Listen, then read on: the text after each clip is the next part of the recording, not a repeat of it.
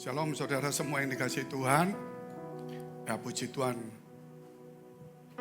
Mari kita lihat firman Tuhan. Dalam kitab Yohanes 3 ayat 1 sampai dengan 8. Yohanes pasal 3 ayat 1 sampai dengan 8 adalah seorang Farisi yang bernama Nikodemus, seorang pemimpin agama Yahudi. Ia datang pada waktu malam kepada Yesus dan berkata, "Rabi, kami tahu bahwa engkau datang sebagai guru yang diutus Allah. Sebab tidak ada seorang pun yang dapat mengadakan tanda-tanda yang engkau adakan itu, jika Allah tidak menyertainya."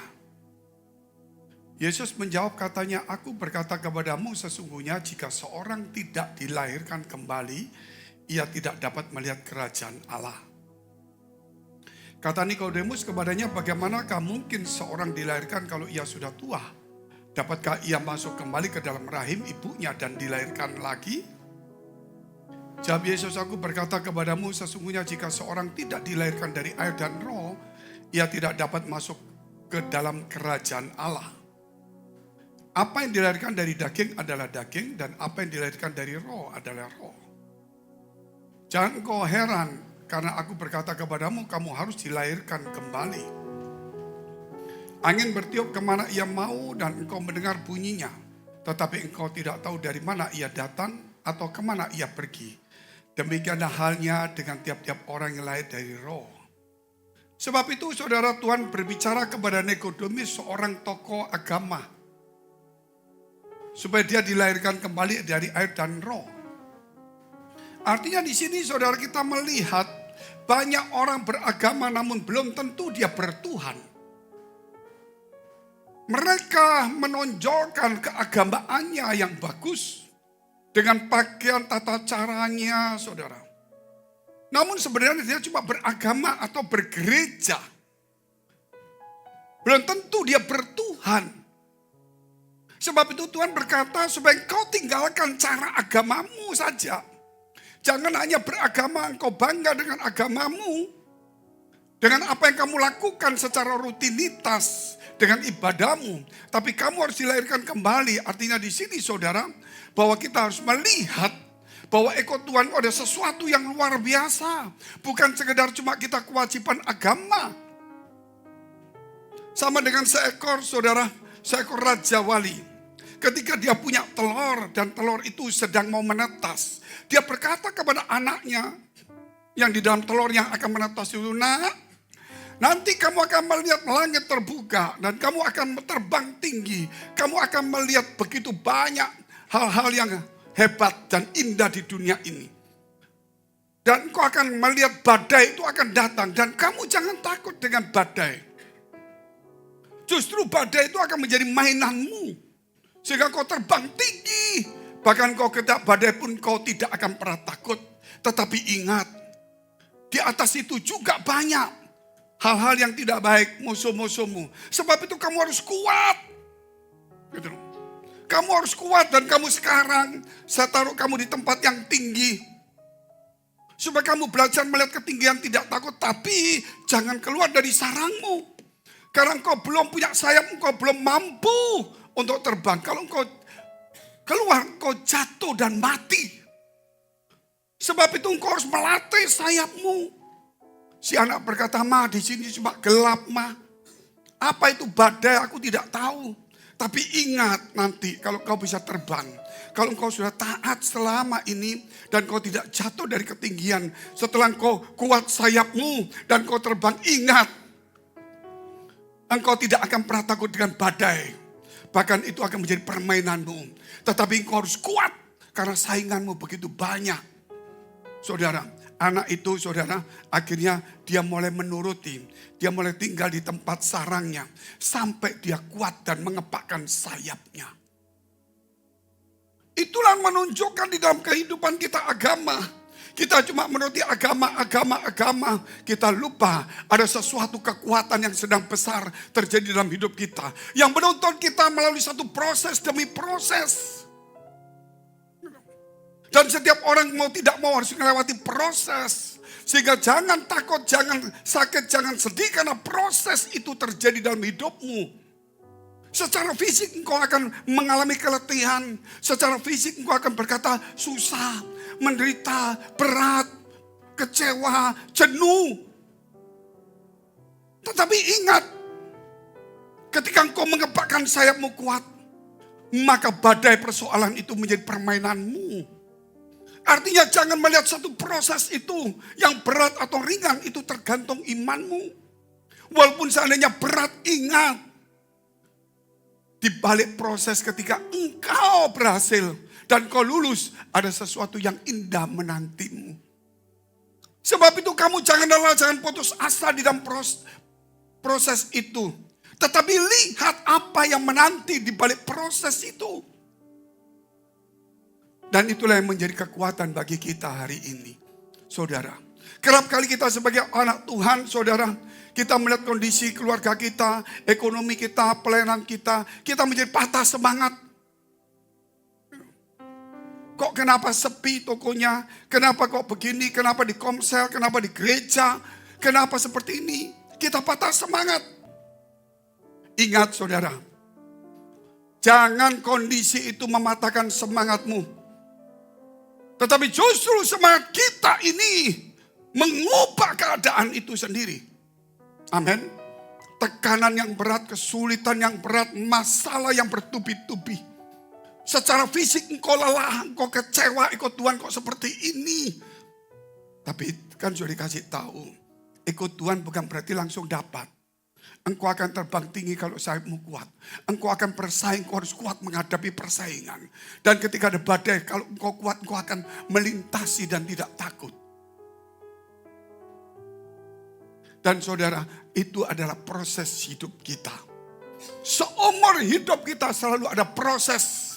Jangan percaya dengan omongan, kalau ikut Tuhan gak ada proses. Selalu ada proses dalam hidup ini. Tetapi ingat, kalau kita melihat proses, beratnya proses, persoalan proses, waktunya proses, jangan menjadi lemah. Karena kalau kita tekun, kalau kita kuat dan kita berhasil melewati dan lulus, ada sesuatu yang indah menanti kita. Sehingga di dalam proses yang berat, memberatkan dirimu, bebanmu berat, masalah berat, tekanan berat, ke gereja rasanya malas, mungkin kecewa, mungkin jenuh, lawan terus. Karena kondisi fisikmu seperti ini, tetapi engkau lihat ke depan secara mata rohanimu. Ada sesuatu yang sedang menanti. Kalau engkau telah berhasil lulus. Ketika engkau lulus, ada lagi proses lagi. Jangan takut dengan satu proses itu.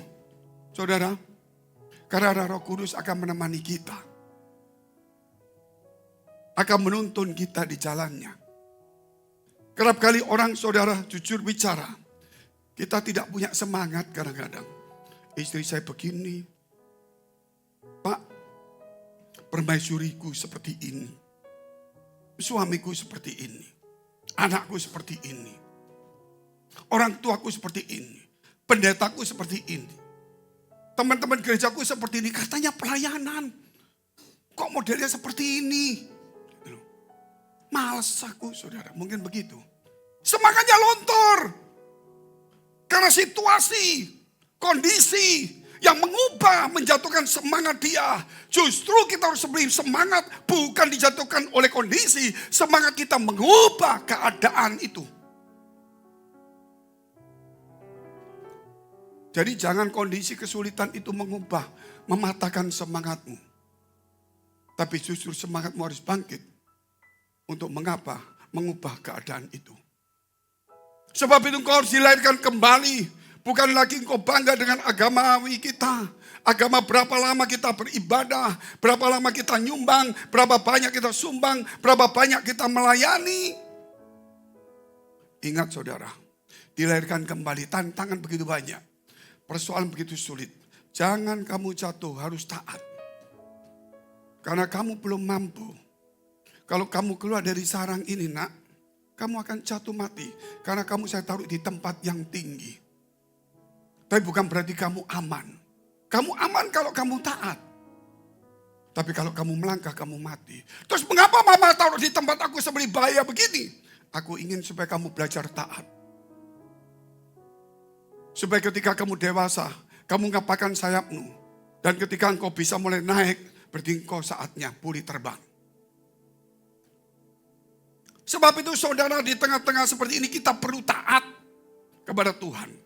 Kita perlu taat akan firman Allah. Sampai sayap-sayap rohani kita kuat. Sayap-sayap iman kita kuat. Maka kita akan terbang. Dan akan kita hadapi adalah badai dan saingan-saingan dalam kehidupan ini. Sebab itu di dalam hidup ini saudara, jangan pernah ingin berbuat jahat. Karena orang yang lahir baru, dia selalu melihat semua itu satu tantangan yang harus ditaklukkan. Bukan dia ditaklukkan oleh masalah. Bukan dia putus asa karena tantangan. Justru dia harus berjuang di dalam tantangan itu. Itulah saudara. Makanya kalau bisa berbuatlah baik terus. Rajinlah berbuat baik. Kalau tidak bisa berbuat baik, minimal jangan berbuat jahat. Kalau tidak bisa berbuat baik, jangan berbuat jahat. Artinya apa kalau saya berbuat baik Pak selama 3 tahun? Saya nyumbang, saya melayani, saya cari jiwa. Ikut Tuhan percuma lah. Gereja ya begitu aja. Pendeta begini, teman-teman gereja gini. Dia ngomong sama temennya, gak usah aktif, gak usah fanatik lah. Kalau perlu ke gereja, kalau enggak nikmati ke gunung sana jalan-jalan. Kebaikannya 3 tahun begitu banyak. Hanya satu kesalahan kejahatannya. Merusak semua apa yang baik. Sehingga hari ini kalau tidak bisa berbuat baik. Jangan pernah berbuat jahat satupun. Lebih baik saudara tidak berbuat jahat walaupun tidak bisa berbuat baik. Daripada saudara berbuat baik tapi juga rajin berbuat jahat. Tidak ada gunanya. Kalau tidak bisa membawa jiwa datang di gereja, jangan menjadi batu sandungan di gereja. Kalau tidak bisa melayani, saudara, minimal jangan nuntut untuk dilayani. Amin. Saya tidak bisa melayani Pak. Kalau begitu, belajar jangan minta dilayani dulu. Itulah satu kebenaran firman Allah. Saudara, sehingga saya ngomong kemarin sama anak-anak muda, Sabtu, saya katakan hidup itu perlu ada namanya target. Perlu ada target. Targetku hari ini tokoku harus ada 2, omsetnya seperti ini, penjualanku mobil, penjualanku ini harus seperti ini. Gitu. Oke, target, saudara. Akhirnya engkau mulai hidupnya dalam target, mikir terus, kerja terus, mikir terus. Hasilnya belum tentu sesuai target. Bisa kurang, bisa lebih, bisa meleset, saudara. Tapi kenapa harus target? Ketika kita punya target itu, bukan memaksakan hasil dengan cara yang salah. Targetnya harus gini Pak, kalau nggak bisa kita mesti rampas, kita mesti nipu, kita mesti bohong. Target gereja harus banyak. Kalau nggak bisa, kita harus rampas. Kita harus cari, kita harus main kotor. Wah, nggak bisa. Target itu saudara, bukan harus memaksakan jumlah yang harus kita dapat. Atau sasaran yang harus kita dapat. Tetapi target itu menurut saya adalah mendidik saya. Supaya saya kerja dengan baik, rajin sesungguh-sungguhnya. Sesuai aturan yang ada dan firman Allah. Amin. Itu target. Besok saya punya target, tahun depan saya punya target. Begitu target saudara tidak tercapai, saya harus bersyukur dan harus merasa puas. Kenapa saya harus bersyukur merasa puas? Minimal saya sudah kerja dengan baik. Saya rajin, saya berdoa, saya sudah minta hikmat. Hanya hasilnya Tuhan yang menentukan. Bukankah kita percaya sama Tuhan, bukan? Percaya semua toh? Bahwa bukan tanganmu lah yang membuat kamu berhasil. Bukan tanganmu lah yang membuat kita hebat. Tapi tangan Tuhanlah yang membuat kita berhasil. Tuhan bicara kepada Gideon, terlalu banyak orang yang kamu bawa hari ini. mereka harus sebagian kembali. Supaya mereka jangan bilang tangankulah yang membuat aku berhasil. Supaya mereka menyadari Tuhan. Akhirnya hari ini saudara kita bicara. Saudara silakan target. Tapi apapun yang dicapai harus bersyukur. Tidak boleh saudara sampai kita menderita dan tidak puas. Kenapa? Tahun depan ada target lagi. Target itu tujuannya. Supaya kita ini rajin. Supaya ini kita kerja keras. Supaya kita minta hikmat. Supaya kita berdoa. Supaya kita sungguh-sungguh terarah sesuai aturan. Kalau tidak ada target saudara, maka kita ini malas-malasan semua. Target tidak harus memaksakan jumlah sasaran sesuai dengan apa yang kita minta. Itu Tuhan yang menentukannya. Mau kurang atau mau lebih, itu Tuhan. Tapi orang yang tidak punya target itu berbahaya. Namun satu hal yang saya ingatkan, punyalah target rohani. Datang di gereja untuk apa? Punyalah target rohani. Untuk berjumpa dengan Tuhan. Untuk menikmati firman Allah. Saudara, bukan berjumpa dengan orang lain. Bukan satu kewajibannya daripada nganggur nanti kita nggak diberkati. Saudara, di tangan Tuhanlah nyawa semua yang hidup. Dan kekayaan dan kehormatan. Amin. Jadi kita harus datang ke tangan Tuhan. Sampai dia menggandeng tangan kita dengan tangannya. Disitulah kehidupan, kekekalan, dan juga kekayaan kehormatan dapat. Kalau dia mulai membimbing tangan kita. Sebab itu saudara kalau kita lihat dari poin-poin ini. Kelahiran baru. Seorang yang bernama Nikodemus. Dia yang orang yang menjagokan. Dia orang yang terkenal, yang hebat. Dia tidak mengerti apa yang Tuhan bicarakan. Karena apa? Karena dia terlalu hidup di dalam keagamaan. Dia lupa di dalam agama itu adalah ada Tuhan. Agama itu cuma sarana. Tetapi hari ini agama menjadi satu berhala. Agama menjadi satu tempat orang bahwa dia sepertinya bertuhan. Dan punya agama seakan-akan dia bisa dipercaya orang, padahal belum tentu dia dipercaya Tuhan. Dia beragama, belum tentu dia percaya Tuhan. Mungkin dia percaya dirinya sendiri yang hebat. Sehingga dia punya akal di dalam gereja dengan cara-cara yang mungkin tidak baik. Orang yang bekerja melayani yang hidup tidak sesuai ajaran firman Tuhan. Apapun yang dia dapat bukan dari Tuhan. Yang kalau kita lakukan dengan baik, sedikit pun dari Tuhan. Dan itu akan menjadi berkat yang besar.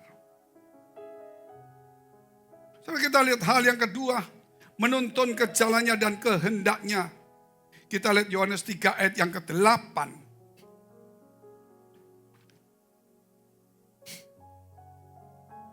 Angin bertiup kemana ia mau, dan engkau mendengar bunyinya tetapi engkau tidak tahu dari mana ia datang.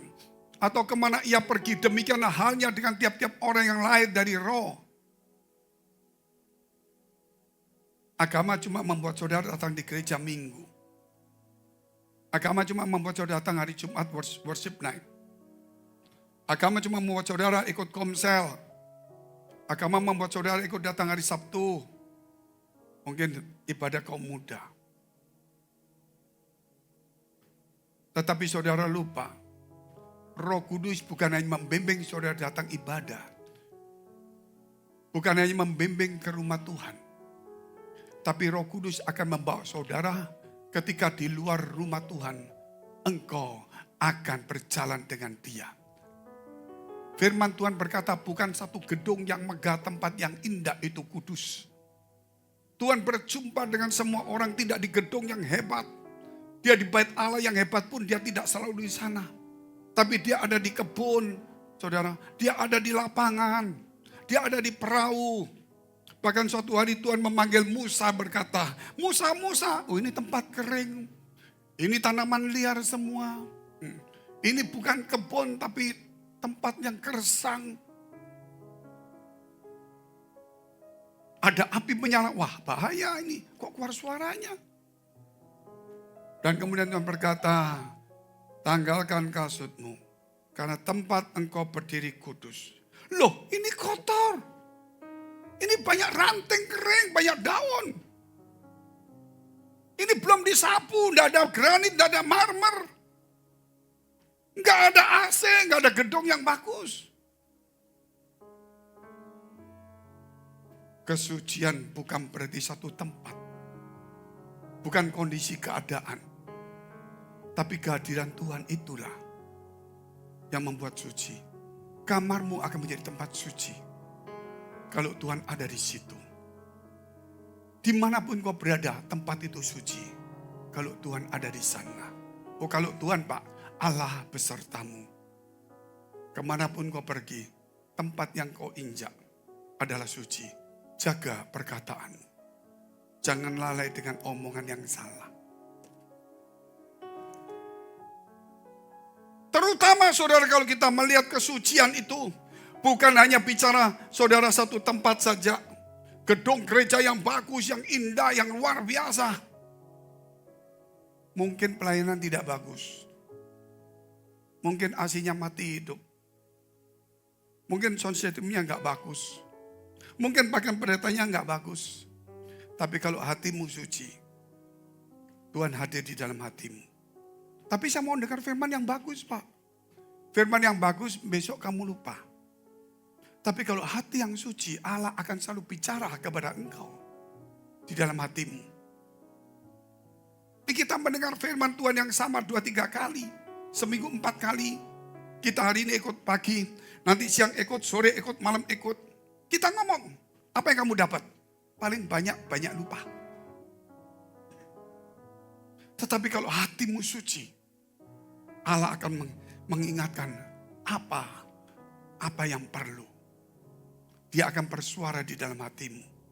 Karena waktu kita bersuara begini, otak kita tidak bisa menangkap semuanya. Belum tentu kita bisa, saudara, namanya konsentrasi. Makanya ketika Tuhan memanggil Musa, Tuhan berkata, lepaskan kasutmu, tempat engkau kudus. Itu dulu. Dia panggil namanya. Setelah itu baru dia bicara. Baru dia bicara. Nah kadang-kadang kita masih, hati kita galau. Hati kita susah. Tidak puas. Banyak masalah. Persoalan begitu banyak. Keinginan banyak tidak terpenuhi. Doa sudah Tuhan 2 tahun 5 yang dipenuhi 1, 4 enggak. Malah masalah bertubi-tubi. Hati ini saudara sudah mulai pedih. Kita lupa. Semakin sulit seorang. Saudara, semakin berat pergumulannya. Semakin besar kemuliaan yang akan didapat. Sedikit pergumulannya, sedikit kemuliaan yang didapat. Sedikit kerjanya, sedikit upahnya. Banyak kerjanya, banyak upahnya.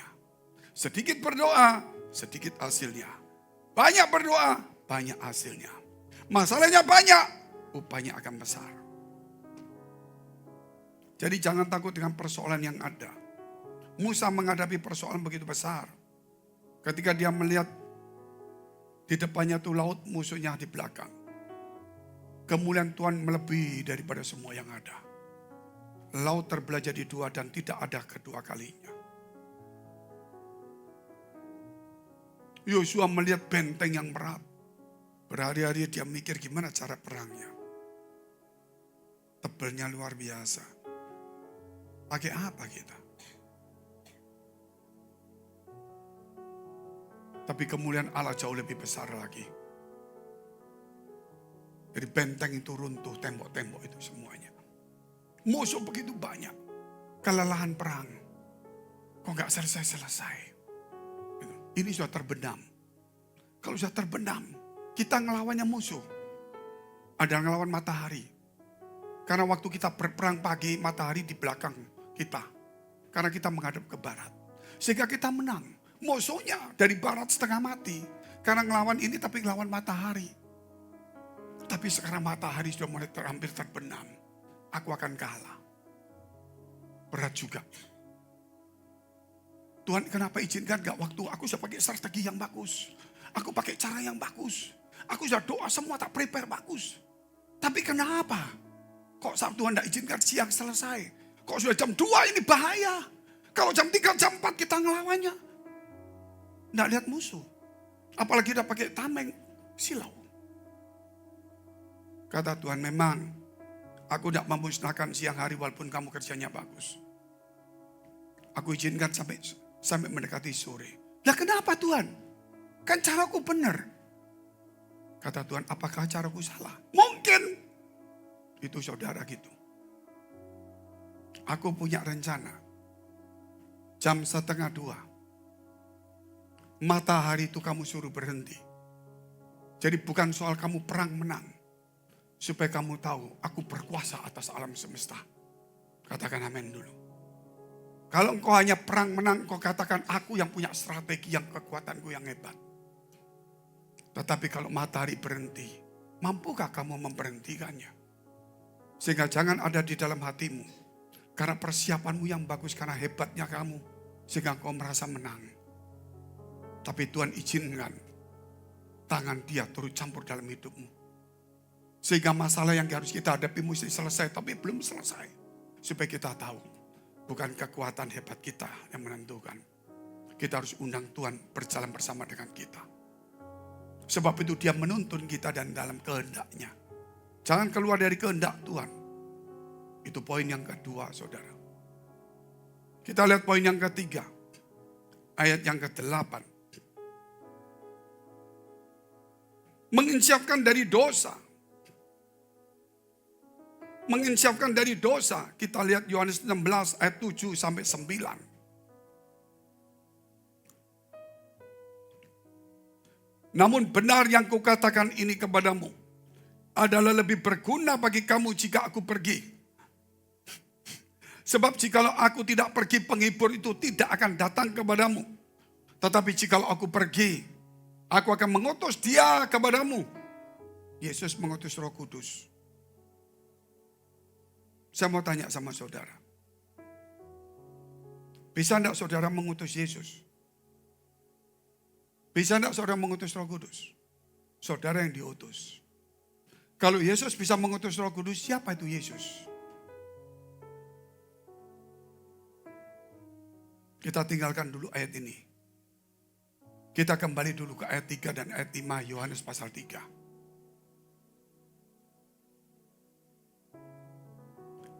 Yesus menjawab katanya, aku berkata kepadamu sesungguhnya, jikalau seorang tidak dilahirkan kembali, ia tidak dapat melihat kerajaan Allah. Ayat 5. Jawab Yesus, aku berkata kepadamu sesungguhnya. Yesus tidak pernah main-main. Mengapa Yesus tidak berkata demikianlah firman Allah? Seperti nabi-nabi yang hebat. Nabi Musa berkata demikianlah firman Allah. Semua nabi berkata demikian. Mengapa Yesus tidak pernah berkata demikianlah firman Allah? Tapi dia berkata, aku berkata kepadamu sesungguhnya. Siapakah Yesus? Dialah sang firman itu. Amin. Ketika dia berfirman, jadilah jadi. Dan dia berkata, aku berkata kepadamu sesungguhnya. Dia itu berfirman. Kalau orang lain, dengarlah firman Tuhan. Saudara. Demikianlah firman Tuhan. Itu utusan. Yesus memang diutus Bapa. Tapi dia berkata, aku berkata kepadamu sesungguhnya. Itu 2 ayat aja udah tahu. Siapakah Yesus? Sang firman. Makanya dia berkata, aku akan mengutus Roh Kudus turun.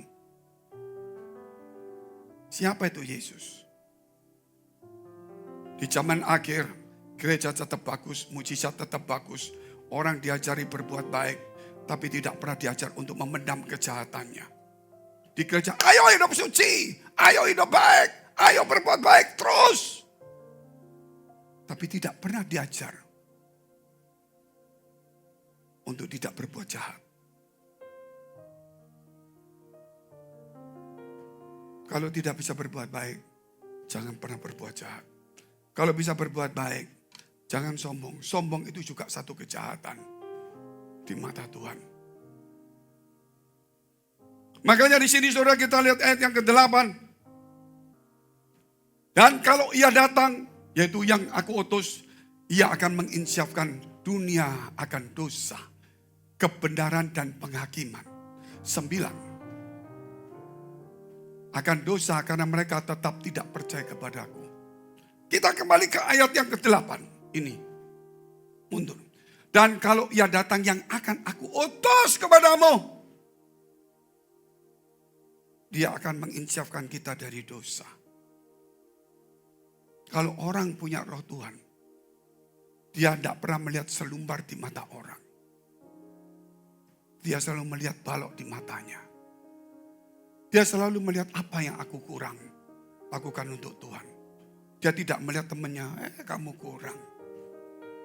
Saudara, Roh Kudus menginsafkan kita dari dosa.